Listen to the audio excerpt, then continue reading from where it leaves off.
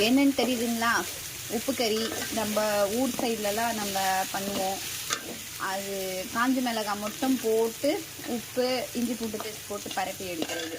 உப்பு கறி தான் பண்ணியிருக்கேன். அடுத்து வந்து சிக்கன் குழம்பு கொதிக்குது. இது என்னன்னு பார்த்தீங்களா? இது வந்து நான் பாட்டிலில் ஃபில் பண்ணியிருக்கேன்.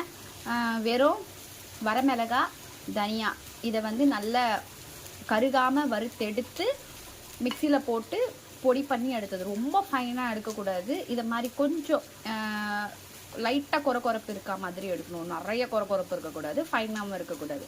இதை மாதிரி மீடியமாக இருக்க மாதிரி எடுத்துக்கிட்டோன்னா நமக்கு வந்து பொரியலுக்கு இதை மாதிரி வறுத்த கறிக்கு உப்பு கறிக்கெலாம் நான் மெயின் யூஸ் பண்ணிக்குவேன். அடுத்து இஞ்சி பூண்டு பேஸ்ட்டை வந்து நான் ஃபில் பண்ணி வச்சுட்டேன். மோஸ்ட்லி வந்து நீங்கள் பாட்டில் இருந்ததுன்னா அதில் ஃபில் பண்ணி வைங்க. என்கிட்ட இதில் தான் நான் ஃபில் பண்ணி வைப்பேன். இப்போ இந்த சிக்கனுக்கெல்லாம் போட்டேன்ல, ஸோ காலி ஆகிடுச்சு. வீக்லி ஒன்ஸு இல்லை 2 வீக்ஸ் ஒன்ஸு தான் நான் வந்து அரைப்பேன். இன்றைக்கி அரைச்சி ஃபில் பண்ணி வச்சுட்டேன்.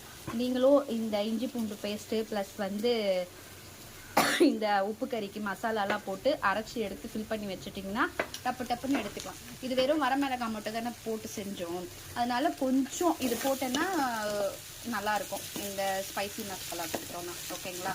இது நல்லா இன்னும் கொஞ்சம் லைட்டாக அந்த ப்ரௌன் கலரில் வரணும்.